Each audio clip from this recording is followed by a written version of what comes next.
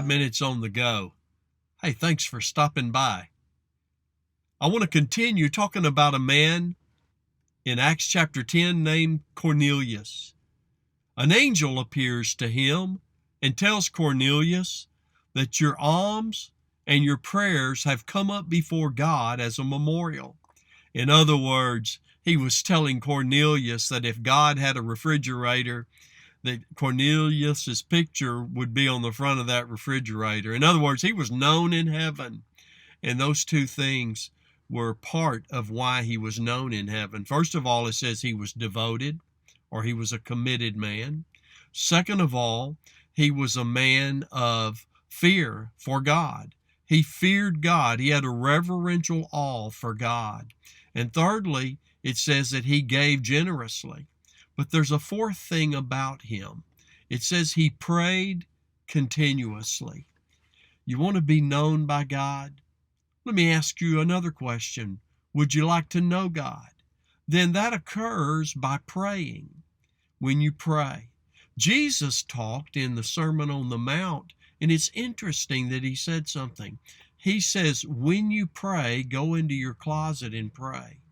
He was not assuming that his followers would not pray, but that they would be people of prayer. Because he said, when you pray, go into your prayer closet, close the door, and pray to your Father in secret, and your Father will hear you in secret, but he'll reward you openly.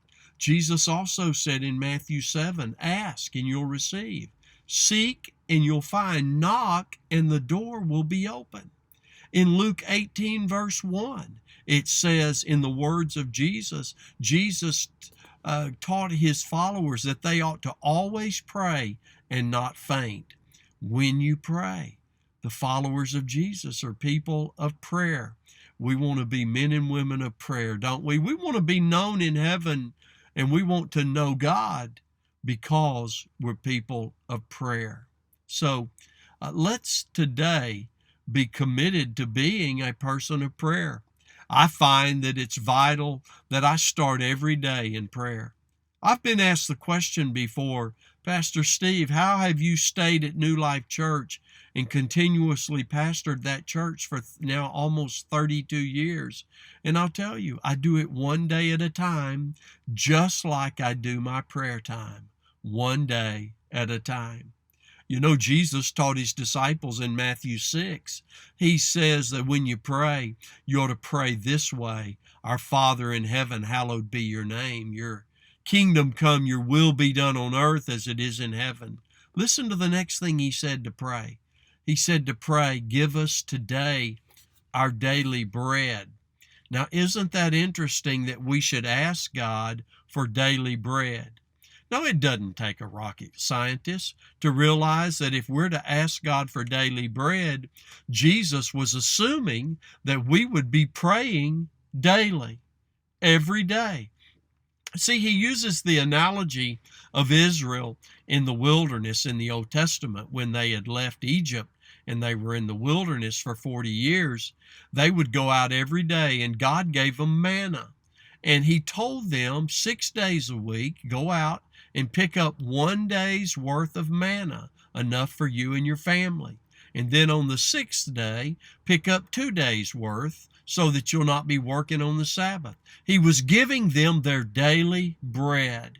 One time an old boy went out and thought he'd be smart and he'd pick up 2 days' worth on day 6 so that or on one of the days, he picked it up, so he thought, I'll be able to sleep in tomorrow and not go out and pick it up. But the next day, when he opened up his supply of manna, he found it full of maggots. God doesn't want us to live a life that's exempt of trusting him for our daily bread.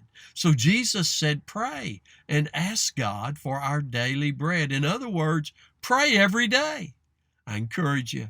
Maybe you would like to join me Monday through Friday at 7 a.m. on Facebook, the New Life Church Facebook page. I pray and I lead you in how to use the Lord's Prayer as prayer demarcations. Oh my daddy was a man of prayer. My mama was a lady of prayer. Mama would be up early in the morning drinking coffee and praying.